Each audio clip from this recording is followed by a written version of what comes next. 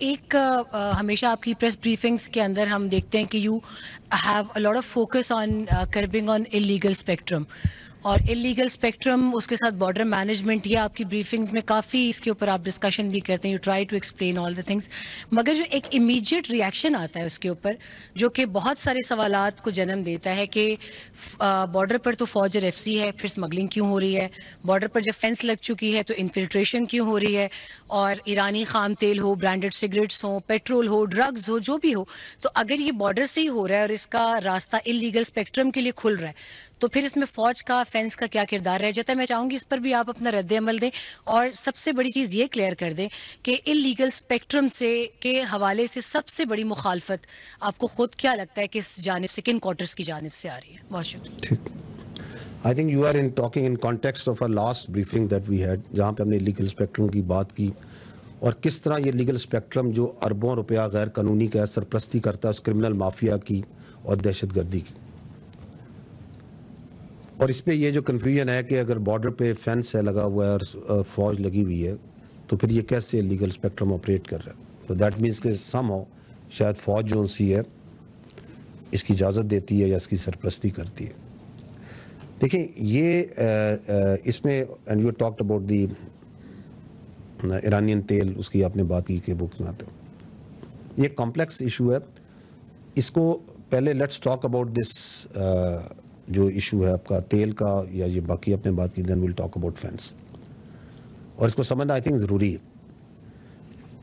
یہ جو بلوچستان کے علاقے ہیں جو متصل ہیں اس کے ساتھ ایران کے ساتھ،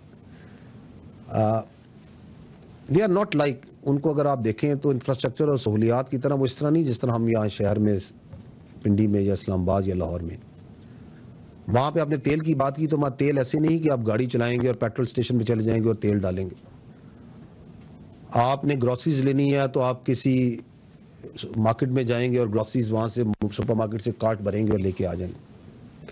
وہاں پہ جو بنیادی سہولیات ہیں ان کی کمی ہے، چاہے وہ تیل ہو، چاہے وہ صاف پانی ہو، تعلیم ہو، صحت ہو، روزگار کے مواقع ہو. تو جب ایک، اور یہ بڑے وسیع علاقے، اینڈ اٹ از ناٹ کہ یہ آج ہے، یہ دہائیوں سے ہے، ایک عرصے سے. تو دے ہیو، ان کی جو ایک اکنامک سسٹم ہے اس میں ان کی ایک ڈپینڈنس ہے آن کراس بارڈر ٹریڈ. کیونکہ اگر وہاں پہ ان وسیع علاقوں میں اگر آپ جو ضروریات زندگی ہیں زندہ رہنے کے لیے وہ نہیں دیتے اور وہ پرووائڈ نہیں کرتے، اور آپ فوج کو کہیں کہ آپ ادھر آ جائیں اور یہ بارڈر سیل کر دیں اور بالکل بند کر دیں اور کوئی چیز نہیں آنے دیں، تو پھر تو یہ مافیا مزید خوش ہوگا، کہے گا اچھا جی یہ مقامی لوگ اور فوج ہم نے آمنے سامنے کھڑے کر دی. تو ضرورت اس امر کی ہے اور اس پہ کام بھی ہو رہا ہے کہ بدتدریج وہاں پہ جو آلٹرنیٹیو جو روزگار ہے اور یہ سہولیات ہیں فراہم کی جائیں. تو آپ نے دیکھا ہوگا، میں نے اپنی بریفنگ میں ہی بات کی کہ چمن میں جب یہ ون ڈاکومنٹ رجیم کا انعقاد ہوا تو حکومت نے اور فوج کے تعاون کے ساتھ حکومت نے اور فوج نے مل کے وہاں پہ ایک وہ مارکیٹ، آلٹرنیٹیو مارکیٹ، میں نے بارڈر مارکیٹ کی بات کی کہ 94 ایکڑ بن رہی ہے، یہاں شاپس کریٹ کی جا رہی ہیں اور فیسلٹیز پرووائڈ کی جا رہی ہیں. ابھی آپ نے دیکھا ہے کہ زرملان میں جتنا وہاں 1000 ایکڑ جو سی زمین ہے اسے زیر کاشت لایا جا رہا ہے. یہ جو آپ کے متصل علاقے ہیں ان بہت ادھر کیپیسٹی ہے ان بارڈر ایریاز میں ایگریکلچر کی، جو آپ، اور ان کے اوپر بھی بہت سے پروجیکٹس ان سے بلوچستان کی گورنمنٹ کے ساتھ مل کے کنسیو کیے جا رہے ہیں، ان پہ کام بھی شروع ہو گئے. تو we have to, the state has to provide first وہاں پہ بیسک انفراسٹرکچر اینڈ آلٹرنیٹیو جو آپ کی امپلائمنٹ ہے، جو روزگار ہے متبادل، اور آپ وہ نہ دیں اور کہیں کہ جی سب کچھ بند کر دو. تو does it make any logic? اور پھر جو یہ بھی آپ کو پتہ ہونا چاہیے کہ جو وہاں سے چیزیں آتی ہیں، مثلا یہ تیل آتا ہے تو اس کے جو پرمٹ ہیں یہ فوج تو نہیں جاری کرتی، یہ آرمی یا ایف سی تو نہیں جاری کرتی. آرمی اور ایف سی تو ایک کنسسٹنٹ کوشش کر رہی ہے کہ یہ جو انلیگل ٹریڈ ہے اس کو کم کیا جائے. اور آپ نے اگر آپ نمبرز کو دیکھیں تو یہ کہاں 15-16 ملین لیٹر یومیہ سے یہ کتنا کم ہو کے 5-6 ملین لیٹر پہ آ گئے. یہ فوج کی، ایف سی کی، قانون نافذ کرنے والے انٹیلیجنس کے، لیویز کی، ان سب کی مشترکہ کوششوں سے ہی ہوا ہے. So it is a problem جس کے اوپر F C, intelligence, law enforcement, تمام ادارے لگے ہوئے ہیں. but it requires a long-term solution, a sustainable solution, a people-driven, a people-centric solution. Now let's come to this idea of fence. کیونکہ ایک بڑی سمپلسٹک تھاٹ ہے کہ چونکہ یہ فینس لگ گئی ہے پاکستان اور افغانستان کے درمیان، اس لیے اب تو ایک چیز یہاں سے وہاں نہیں آ سکتی، اور اگر آ رہی ہے تو اس میں یقیناً کوئی فوج کی یا سول آرم فورسز کی کوئی نہ کوئی کنائمنس یا ان کا حصہ شامل ہو. یہی آپ I think this is what you are trying to say, this is the option. اس کو سمجھنے کے لیے میں آپ سے 2-4 منٹ زیادہ میں بھی لے لوں اس کو سمجھانے کے لیے، but this is an important issue which we need to understand. دیکھیں پاکستان کا جو ویسٹرن بارڈر ہے یہ تقریباً 3,500 کلومیٹر سے اوپر ہے. آئی تھنک 3,560 کلومیٹر کا یہ بارڈر ہے. اس میں جو افغانستان کا حصہ ہے وہ 2600 آئی تھنک کچھ کلومیٹر ہے، اور جو ایران کے ساتھ ہمارا ہے وہ آئی تھنک 950 کلومیٹر کے قریب ہے. تو یہ جو بارڈر ہے یہ بڑا ایک ٹف ٹیرین ہے، جسے ہم کہتے ہیں نا اٹس اے ویری دشوار اور طویل بھی اور دشوار بھی.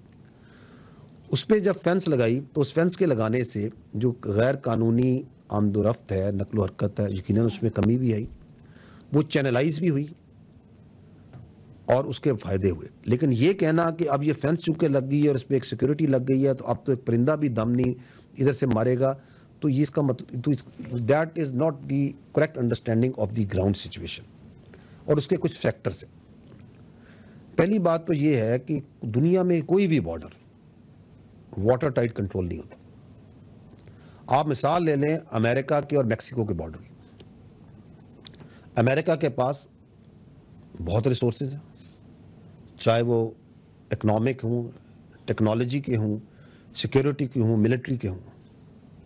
لیکن پھر بھی جو امریکہ کا میکسیکو کے ساتھ بارڈر ہے اس پہ غیر قانونی نقل و حرکت اور اسمگلنگ ایک مدعا ہے یا نہیں ہے.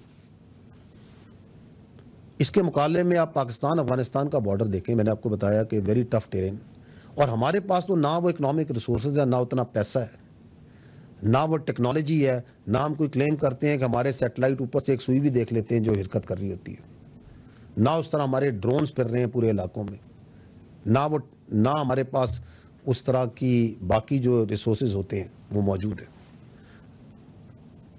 تو یہ کہنا کہ ہاں جی چونکہ فینس لگ گئی ہے اب کوئی چیز ادھر سے پار جا رہی ہے تو سرپرستی یہ فوج کر رہی ہے، FC کر رہی ہے. تو امریکہ میں کیوں نہیں ان کی عوام کہتی؟ اتنے ریسورسز ہیں، سب کچھ ہے، تو یہ نقل و حرکت ہو رہی ہے، وہاں تو کوئی نہیں یہ بات کہتا. کیونکہ وہاں کوئی جھوٹا پروپیگنڈا، اس طرح کا فیک نیوز پروپیگنڈا جو ایک سسٹمیٹک طریقے سے کیا جا رہا ہے وہ اس کی نہ اجازت دیتے نہ وہاں کوئی کرتا ہے.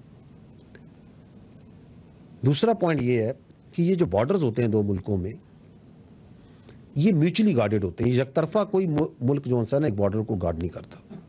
دونوں ملک مل کے یہ انشور کرتے ہیں کہ ادھر سے ادھر سمگلنگ نہیں ہوگی، غیر قانونی نقل و حرکت نہیں ہوگی، موومنٹ ویزے پہ ہوگی، اور ہر چیز جو سی ایک ترتیب قوانین اور قاعدے کے مطابق ہوگی. آپ مجھے بتا دیں کہ پاکستان افغانستان کے بارڈر میں کیا یہ دوسری جو سائڈ ہے اس کے پاس یہ ول آپ کو نظر آتی ہے؟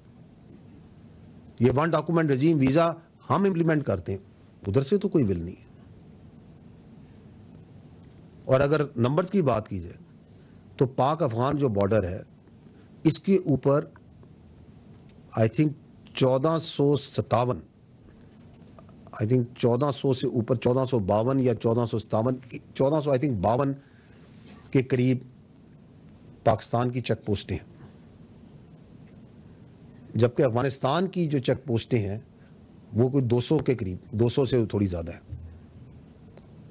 اگر نارمل دیکھا جائے تو I think it's the ratio is ایک پاکستانی چیک پوسٹ پہ maybe I think numbers میں تھوڑا سا اوپر نیچے میں ہوگی 5-1. ایک پاکستان کی 5 سے زیادہ چیک پوسٹوں پہ افغانستان میں ایک چیک پوسٹ لگائی ہوئی. سو اس سے وہ بھی نظر آ جاتا ہے کہ how much they are interested کہ اس بارڈر کو وہ مینیج کریں، کنٹرول کریں. ریسورسز کی کمی بھی ہو سکتی ہے. لیکن interestingly it is not only less number of post اور دی بارڈر گارڈ. ہم نے یہ بھی دیکھا ہے کہ جب غیر قانونی نقل و حرکت ہوتی ہے، اسمگلنگ ہوتی ہے یا اور لوگ پار کرائے جا رہے ہوتے ہیں تو اس طرف سے فائر کر کے اور طریقوں سے اس کو فیسیلیٹیٹ کیا جاتا ہے. یہ کون سے اور دو ملکوں کے بارڈر میں ہوتا ہے کہ جہاں پہ جو بارڈر میں جو موومنٹس ہیں اس کو آپ فیسیلیٹیٹ کر رہے ہیں ایک ملک کے، جی چلیں جی آپ اس کو پار کریں. اگلا پوائنٹ جو تیسرا پوائنٹ ہے وہ سمجھنے کی ضرورت ہے کہ یہ جو بارڈر کراسنگ پوائنٹس ہیں آپ کے